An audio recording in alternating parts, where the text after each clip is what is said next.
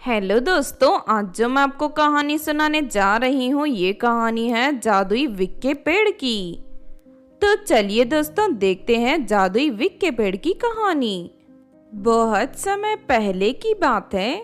किसी गांव के पास एक बहुत ही दुष्ट जादूगरनी रहती थी। लोगों को परेशान करके उसे बहुत खुशी मिलती थी।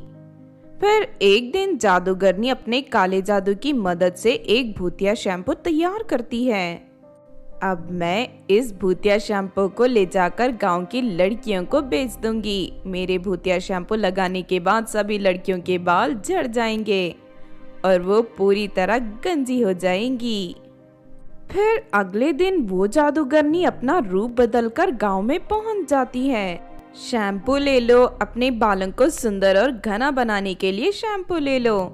मेरा शैम्पू लगाते ही तुम्हारे बाल लंबे और खूबसूरत बन जाएंगे। अरे ये औरत तो शैम्पू बेच रही है, लेकिन ये अपने शैम्पू की इतनी तारीफ कर रही है।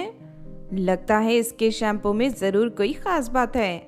हाँ तुम ठीक कहती हो, वैसे भी हमें शैम्पू खरीदने शहर जाना पड़ता है। चलो इस औरत से शैम्पू खरीद लेते हैं। उसके बाद वो दोनों लड़कियां जादूगरनी के पास पहुंच जाती हैं। तुम अपने शैम्पू की इतनी तारीफें कर रही हो, क्या सच में तुम्हारा शैम्पू इतना असरदार है?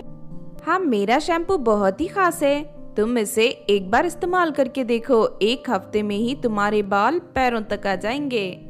ये सुनकर कोमल और निकिता खुश हो जाते हैं। अरे वाह, अगर ऐसा है तो हम दोनों को शैम्पू की एक एक बोतल दे दो। तभी वहाँ गांव की और भी लड़कियां आ जाती हैं। निकिता और कोमल को शैम्पू लेते हुए देख सभी जादूगरनी से शैम्पू की बोतल खरीद लेती हैं। इस तरह देखते ही देखते जादूगरनी शैम्पू की सारी बोतल बेचकर वहाँ से चली जाती है। दूसरी तरफ जैसे ही वो सभी लड़कियां जादूगरनी का भूतिया शैम्पू अपने बालों में लगाती हैं कि तभी उन सभी के बालों में आग लग जाती है और देखते ही देखते उनके सारे बाल जल जाते हैं। इस तरह वो सभी लड़कियां गंजी हो जाती हैं। अरे नहीं, ये क्या हो गया? इस शैम्पू को लगाते ही मेरे सारे बाल जल गए। मैं तो पूरी तरह गंजी हो गई। उसके बाद कोमल जैसे ही घर से बाहर निकलती है कि तभी वो देखती है कि गांव की सभी लड़कियां उसकी तरह गंजी हो चुकी हैं। इस बात से सभी लड़कियां दुखी होकर रोने लगती हैं। लगता है वो औरत कोई बुरी जादूगरनी थी, उसने धोखे से हमें शैम्पू बेचा, लेकिन अब हम क्या करें? गंजी होने की वजह से हम सभी बदसूरत बन गई हैं। अब तो कोई लड़का हमसे शादी भी नहीं करेगा। तुम ठीक कहती हो निकिता, लेकिन मेरे पास इसका एक उपाय है। मैंने सुना है पास के जंगल में जंगल वाली परी रहती है, हमें उसकी मदद लेनी चाहिए। चलो उसके पास चलते हैं। कोमल की बात सुनकर गांव की सभी लड़कियां पास के जंगल में जाकर जंगल वाली परी को ढूंढने लगती हैं। तभी उन्हें एक सुंदर सा घर दिखाई देता है। लगता है जंगल वाली परी इसी घर में रहती है। उन सभी लड़कियों को देख जंगल वाली परी अपने घर से बाहर निकल आती है। उसके बाद वो सभी लड़कियां उसे अपनी परेशानी बताती हैं। तुम लोग चिंता मत करो, मैं सब कुछ ठीक कर दूंगी। इतना कहकर जंगल वाली परी अपनी शक्ति से वहाँ एक बड़ा सा पेड़ प्रकट कर देती है। उस पेड़ पर ढेर सारी विग लटक रही थी। ये एक जादुई विग का पेड़ है। तुम सभी एक एक विग तोड़कर अपने सर पर लगा लो। उसके बाद तुम सभी के सिरों में सुंदर और घने बाल आ जाएंगे और ये जिंदगी में कभी नहीं टूटेंगे। ये सुनकर सभी लड़कियां खुश हो जाती हैं और जादुई पेड़ से एक एक विग तोड़कर अपने सर पर लगा लेती हैं।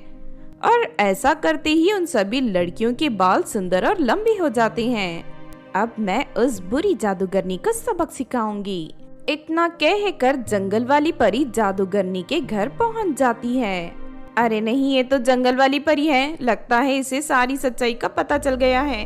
तूने मासूम लड़कियों को परेशान करके ठीक नहीं किया, अब मैं तुझे नहीं छोड़ूंगी। इतना कहकर जंगल वाली परी अपनी जादुई छड़ी की शक्ति से जादूगरनी को एक बिल्ली बना देती है और उसके बाद उसे अपने घर ले जाती है। इस तरह वो जादूगरनी हमेशा के लिए बिल्ली बनकर परी के पास कैद हो जाती है। तो आपने देखा दोस्तों जादुई विक के पेड़ की कहानी। इस कहानी से हमें ये सीख मिलती है कि हमें कभी भी आसानी से किसी अजनबी की बातों पर यकीन नहीं करना चाहिए, वरना एक दिन हम बड़ी मुसीबत में फंस सकते हैं। अगर ये कहानी आपको अच्छी लगी हो तो ज़रूर लाइक करें और हमारे चैनल सोना टीवी को सब्सक्राइब भी कर लें। और हाँ दोस्तों, हमें कमेंट करके ज़रूर बताना कि आपको कहानी कैसी लगी।